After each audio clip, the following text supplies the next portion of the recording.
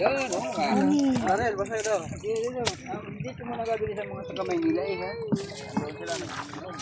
Kasi yung mama, ano muna yung 2 kilo? Oo, ha?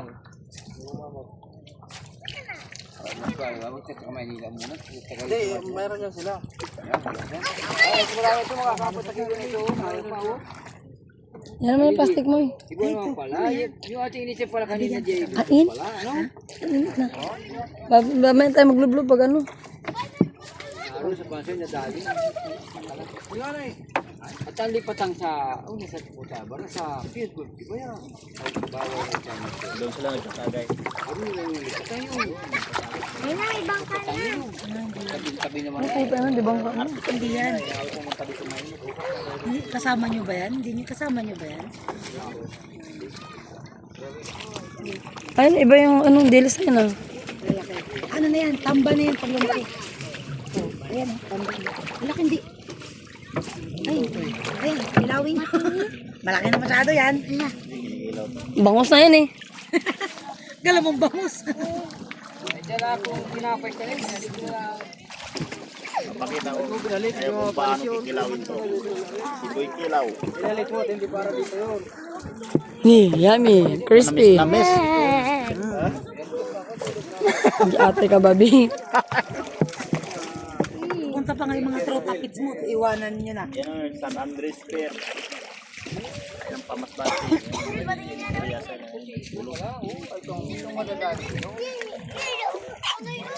Isang kilo master. Kilaw.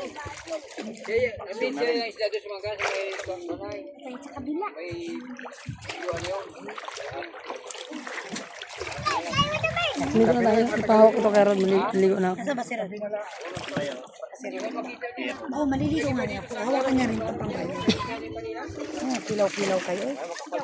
Tamis eh.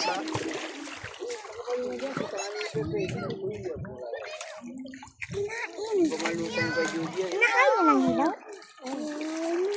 Diyos ko, yung anak ko sawa na sa tubig, oh.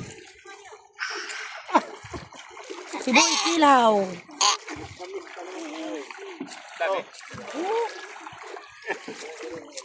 Yan, oh, sariwang. Yan ang Red Moon. Isang kilo daw sa kanya. Red Moon. Subukan mo Kilaw ang ano. Ang tamis. Matamis daw. Tamis. Tamis. Ito lang ang suka. Yan, oh, malaki, malaki isda.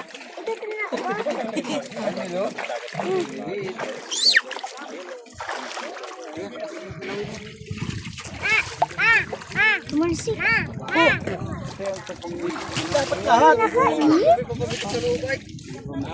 Ay, ito. Sama niyo ba ito? Sama niyo. Pwede yan. Ay, ngayon na, magkikilaw na kayo? Isang kilo sa 20.